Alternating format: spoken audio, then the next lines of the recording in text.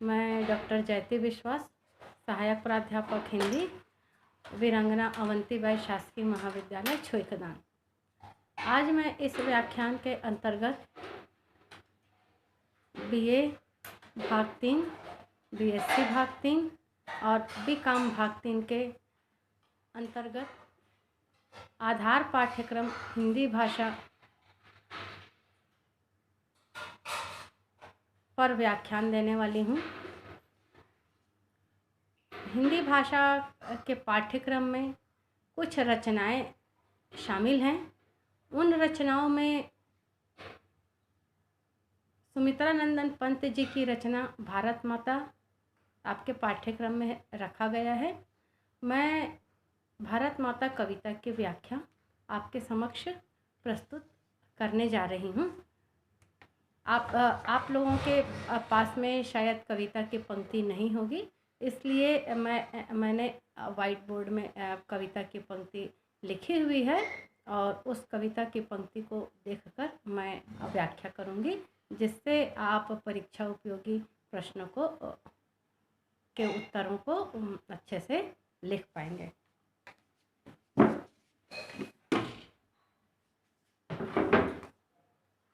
भारत माता नाम से स्पष्ट है, हम भारतवासी अपने राष्ट्र को माता की संज्ञा देते हैं, माता की तरह उनसे अपना रिश्ता बनाते हैं।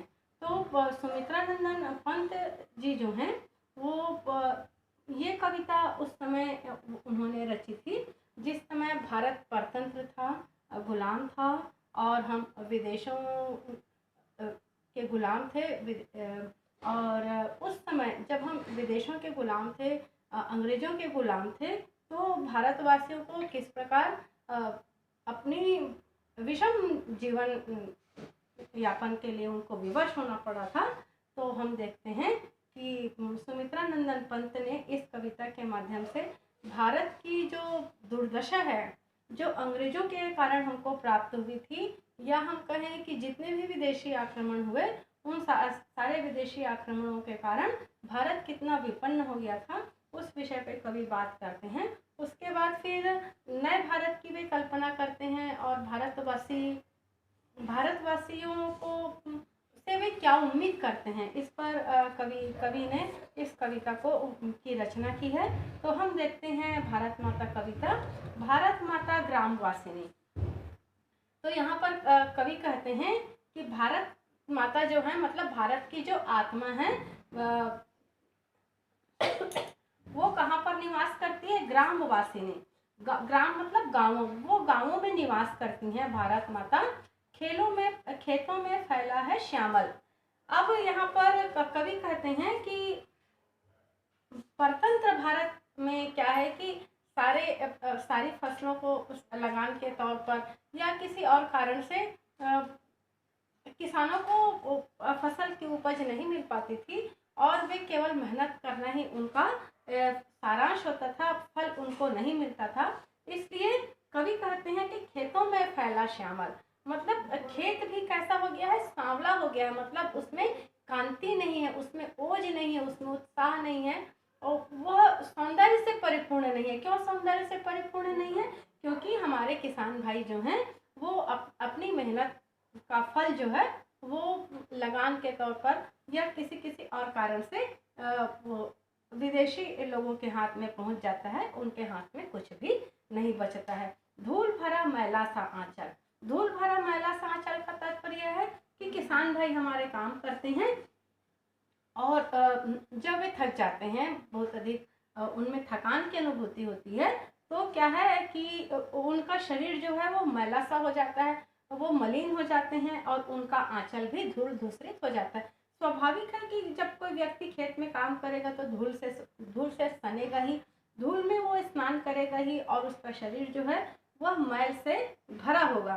केवल किसान भाई या भारतवासियों का जो जीवन स्तर है वह कैसा है? धूल से नहाना, धूल में भरा होना और उनके खेतों की जो कांति है, जो चमक है, वह भी फीकी हो गई है। कारण यह है कि हम विदेशी जो शासन है उस दुशासन का हम शिकार बने हुए हैं।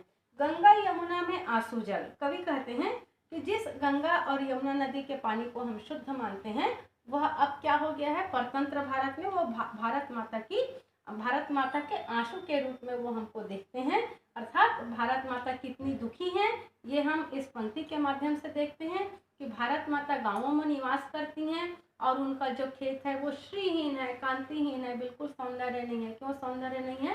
क्योंकि भारत माता जानती है कि उनके जो किसान बेटे हैं वो मेहनत करते हैं, परंतु मेहनत के फल का कुछ अंश भी उनके हाथ में नहीं पहुंच पाता है। और इसके कारण जिस माता के बच्चे यदि भूखे रहेंगे, जिस माता के बच्चे विपन्न रहेंगे, गरीब रहेंगे, तो स्वाभाविक है माता कैसे सुखी रह सकती है।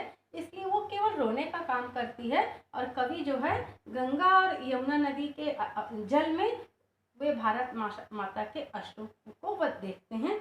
मिट्टी की प्रतिमा उदासीनी, हम यहाँ पर कवि कहते हैं मिट्टी की प्रतिमा का तात्पर्य केवल हम यहाँ पर भारत माता के चित्र को, केवल उनकी मूर्ति की पूजा करें, यह भारत माता की या हम अपने राष्ट्र की असली सेवा नहीं कर रहे हैं। बल्कि हम यदि अपने देश से प्यार करते हैं और भारत माता की वास्तव में सेवा करना चाहते हैं तो हमें विषम परिस्थिति से जूझना पड़ेगा और विषम परिस्थिति को हमको अपने अनुकूल बनाना होगा। ये कवि जो हैं इस पंक्ति के माध्यम से हमको संदेश देना चाहते हैं कि मिट्टी की प्रतिमा उदासीनी, कि हम नीरस हो चुके हैं, हम में वो ताकत वो शक्ति नहीं है हमें फिर से, क्योंकि भारत माता वास्तव में ये एक प्रतीक है। हम अपने राष्ट्र से रिश्ता बनाने के लिए हम अपने राष्ट्र को माता की संज्ञा देते हैं।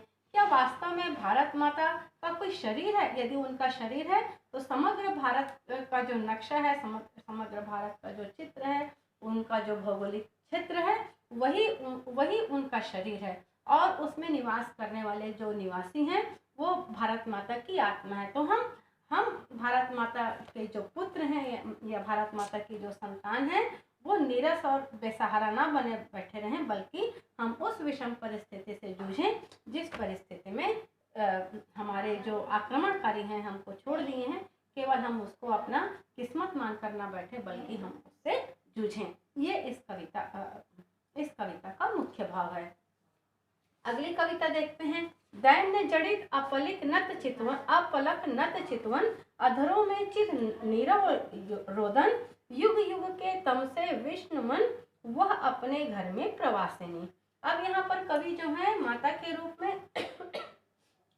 रूप में उनकी संतान यदि दुखी है तो माता क्या अनुभव करती है, क्या उनके मन में एहसास होता है, उसको व्यक्त करते हुए कवि कह रहे हैं दैन्य जड़ित। माता कैसी हो गई है? दैन्य मतलब दीनहीन हो गई है। उनके पास कोई सामग्री नहीं है जिनसे वो पर्याप्त अपने संतानों को दे सके और उनके संतान जो है वो खुशहाल जीवन यापन कर सके। दैन्य जड़ित, जड़ित का तात्पर्य होता है जड़। जड़ मतलब शक्तिहीन हो गई है। क्यों शक्तिहीन हो गई है? क्योंकि माता को अपने पुत्र से आशा रहती है, उम्मीद होती है, और जब पुत्र ही ऐसे हो चुके हैं कि उनकी मेहनत का फल जब उनको नहीं मिल पाता है तो वो तो निष्क्रिय होंगे, बेजान सा होंगे। इसलिए भारत माता अपनी संतान को देखकर भी बेजान सी हो गई हैं।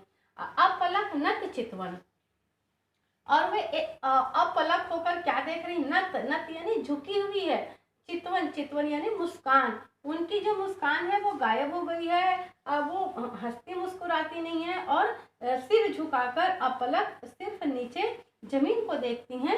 अधरों में चिर नीरव रोदन, अधर यानी होंठ, वो उनके होंठ से शब्द नहीं निकलते परंतु चिर नीरव रोदन। नीरव यानी रव यानी होता है कोलाहल, हल्ला, नीरव यानी होता है शांत। तो यहाँ पर कवि कहते हैं कि भारत माता अपने अधरों से रो नहीं रही है परंतु उनका जो हृदय है वह रो रहा है, वो शांत है परंतु उनका हृदय जो है वो शांतिपूर्वक रो रही है। मतलब उनके पास कहने को कोई शब्द नहीं है, उनको उतनी अधिक दुखी हैं। युग युग के तम से विष्णु मन, यहाँ पर कवि युग युग के तम से का तात्पर्य यह है कि एक समय था जब हम भारत को विश्व गुरु के रूप में देखते थे, परंतु भारत में ऐसे ऐसे आक्रमण हुए जिसके कारण हमारा समाज जो है वो छिन्न भिन्न हो गया और भारतवासी जो हैं वो अज्ञान के अंधेरे में चले गए। तो अज्ञानता के अंधेरे के कारण क्या हो गया कि हम दुखी हो गए, भारत माता की संतानें दुखी हो गई। विष्णु मन जिसके उनका जो मन है वो विष्णु यानी विषैला कह सकते हैं। विषैला का तात्पर्य यहाँ पर निराशा से हम लगा सकते हैं। तो इस प्रकार जब कोई व्यक्ति अज्ञान के अंधेरे में रहता है तो वह व्यक्ति जो है वह तर्क संगत बात नहीं कह पाता। अज्ञानी व्यक्ति किस प्रकार की बात सोचता है? अज्ञानी व्यक्ति जो है तर्क कुतर्क करता है। विष्णु मन का तात्पर्य यही है कि जो व्यक्ति अज्ञान के अंधेरे में है उस व्यक्ति को ज्ञान और विज्ञान की अहमियत या उसके महत्व से वह परिचित नहीं है, जिसके कारण जो कुछ भी बीत रहा है उसको वह अपनी किस्मत मानकर झेलता चला जाता है और इसलिए वह व्यक्ति उदास है, वह अपने घर में प्रवासी नहीं। और इस प्रकार जब भारत माता अपनी ही संतान को इस प्रकार देखती है परेशान हैरान, तो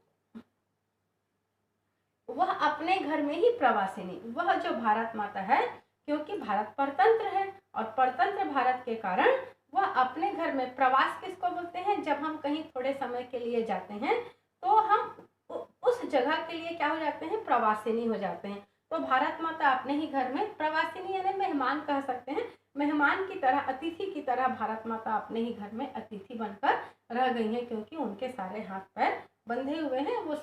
वो सोच विचार के लिए उनके सोच विचार नहीं कर सकती, क्योंकि यहाँ का शासन प्रशासन सब कौन संभाल रहा है? विदेशी आक्रमणकारी भारत में आके शासन कर रहे हैं और भारतवासियों के लिए कुशासन बनाकर भारत को सिर्फ लूटने का काम कर रहे हैं। इस प्रकार हम अपने ही घर में मेहमान हो गए हैं, अतिथि हो गए हैं और भारत माता इसलिए दुखी हैं। इस छंद के माध्यम से कवि हमको ये कहना चाहते हैं। 30 कोटि संतान नग्न तन, अर्ध क्षुधित शोषित निरस्त्र जन, मूढ़ असभ्य अशिक्षित निर्धन, नतमस्तक तरुतल निवासिनी। अब यहाँ पर ये जो कारण है भारत विपन्न क्यों हुआ है, इस विषय पर कवि बात करना चाहते हैं और कहते हैं कि भारत के जो शासक हुए वो इतने अधिक स्वार्थी हो गए कि भारत के जो मूल निवासी हैं, तत्कालीन जिस समय इस कविता की रचना कवि के द्वारा की गई उस समय भारत की आबादी कितनी थी? 30 कोटि। 30 कोटि यानी 30 करोड़। 30 करोड़ भारत की आबादी थी और ये 30 करोड़ भारत की आबादी जो थी वो कैसे जीवन यापन करती थी? भारत माता की संतान 30 करोड़ आबादी की संतान कैसे जीवन यापन करती थी? नग्न तन, उनके शरीर में कोई वस्त्र नहीं होते थे, अर्थात उनके पास पर्याप्त वस्त्र नहीं होते थे। अर्ध क्षुधित, क्षुधा यानी भूख, वे आधा पेट खाना खाते थे, उनकी भूख शांत नहीं होती थी, इतना पर्याप्त भोजन भी उनको नहीं मिल पाता था। शोषित, शोषक और शोषित आप ये शब्द से परिचित होंगे। शोषित का अर्थ होता है कि सबल व्यक्ति जब किसी निर्बल व्यक्ति को परेशान करता है तो जो सबल व्यक्ति होता है उसको शोषक कहा जाता है और निर्बल व्यक्ति जो शोषक व्यक्ति के इशारे पर काम करने के लिए विवश हो जाता है, लाचार हो जाता है, ऐसे लाचार और बेबस व्यक्ति को शोषित व्यक्ति कहा जाता है। तो हम भारतवासी किसके शोषण के शिकार थे? अंग्रेजों के शोषण के शिकार थे। अंग्रेजों के साथ साथ भारत में डच आए, फ्रांस आए, मुस्लिम आए, सारे आक्रमणकारी भारत का सिर्फ उन्होंने शोषण किया। इसलिए भारत जो एक समृद्धिशाली जीवन यापन करता था, भारत की संतान समृद्ध थी, वह किस रूप में बदल गई? उनके पास न तो वस्त्र थे, न भूख मिटाने के उनके पास पर्याप्त अन्न था और वे उन आक्रमणकारियों के द्वारा सताए जाने लगे। निरस्त्र जन, उनके हाथ में कोई अस्त्र शस्त्र भी नहीं था। अस्त्र शस्त्र यानी हथियार, न तो उनके पास न ज्ञान था और न ही विज्ञान था जिसके बल पर वे अपने इस विषम परिस्थिति से जूझ सकें और आक्रमणकारी को अपने देश से भगा सकें। मूढ़ असभ्य, जिसके पास न ज्ञान का भंडार होगा न विज्ञान का भंडार होगा, वह व्यक्ति कैसा होगा? मूढ़ माने अज्ञानी। जो व्यक्ति अज्ञानी होगा वह व्यक्ति असभ्य भी होगा। असभ्य का तात्पर्य तो आप लोग समझते होंगे कि जिसके पास ना कोई शिष्टाचार है, ना सदाचार है, ना जिसके पास आत्मसम्मान है, ऐसे व्यक्ति को हम असभ्य व्यक्ति कहते हैं। जिसके पास अपने आत्मसम्मान और गौरव की भी बात नहीं होती है, ऐसे व्यक्ति को हम असभ्य व्यक्ति कहते हैं। जो सदाचार नहीं जानता, जो दूसरों के आदर और अपने आदर सम्मान को नहीं समझता। अशिक्षित का तात्पर्य होता है जिसके पास शिक्षा नहीं है। भारतवासियों के पास जब अंग्रेज हमारे सामने आए, उसके पहले भारत में कैसी व्यवस्था थी? आश्रम व्यवस्था थी, और आश्रम व्यवस्था के माध्यम से लोग शिक्षा ग्रहण करते थे। किंतु अंग्रेजों के आने के पश्चात क्या हुआ? भारत की शिक्षा पद्धति में काफी बदलाव हुआ, जिसके कारण लोग जो हैं वो अशिक्षित होने लगे। उनके पास शिक्षा प्राप्त करने का कोई पर्याप्त साधन वो जुटा पाने में असमर्थ थे। निर्धन, तो जो व्यक्ति अज्ञानी होगा, जो व्यक्ति अपना आत्मसम्मान खो चुका है, जिस व्यक्ति के पास ज्ञान नहीं है, वह व्यक्ति तो निर्धन होगा ही, क्योंकि उसके पास उद्यम नहीं होता, उसके पास साहस नहीं होता, उसके पास शक्ति नहीं होती। जिस व्यक्ति के पास प्रयास नहीं होता और जो व्यक्ति अपने अच्छे कार्यों के विषय में सोच नहीं पाता, वह व्यक्ति तो निर्धन होगा ही, नतमस्तक। और जिसके कारण भारत माता अपनी 30 करोड़ आबादी वाली संतान को जब इस प्रकार देखती हैं कि मेरी संतान जो है वो शोषित है, और जिनके हाथों में न अस्त्र है न शस्त्र है, तो वो बड़ी दुखी हो जाती हैं, नतमस्तक, और वे अपना सिर झुकाती हैं। तरु तल निवासिनी, भारत माता पहले एक समृद्धिशाली जीवन यापन करती थी, आज वो कैसी हो गई है? तरु तल, तरु यानी वृक्ष, तल यानी नीचे। आज भारत माता जो है वो वृक्ष के नीचे निवास करने के लिए विवश हो गई हैं। तो ऐसी विषम परिस्थिति से भारत को निकालने का दायित्व किसका है? भारतवासियों का है। जब ये संतानें कैसी होंगी? शिक्षा से ज्ञान प्राप्त करेंगी, और वे ज्ञान और विज्ञान से उनका जीवन समृद्ध होगा, और वे विषम परिस्थिति से जूझने की जब क्षमता रखेंगी, तब भारत माता की जो गरीबी है, भारत माता का जो अभाव है, वह दूर होगा, और भारत जो है वह समृद्धि की ओर अग्रसर होगा। तो इस छंद में हम देखते हैं कि परतंत्र भारत में भारतवासियों के पास न तो रोटी था, न कपड़ा था, और न ही निवास था। तरुतल निवासिनी मतलब भारत जो है वह वृक्ष के नीचे निवास करने के लिए विवश थी। तो इस छंद में हम देखते हैं कि परतंत्र भारत में स्थिति विदेशी आक्रमणकारियों ने इतनी निर्बल कर दी थी भारत की, कि समृद्धिशाली भारत की यह दशा हो गई थी कि हम रोटी, कपड़ा और मकान के लिए भी तरसने लगे थे। इस कविता की जो व्याख्या है वो मैं वीडियो भाग 2 में आपके सामने प्रस्तुत करूंगी। धन्यवाद।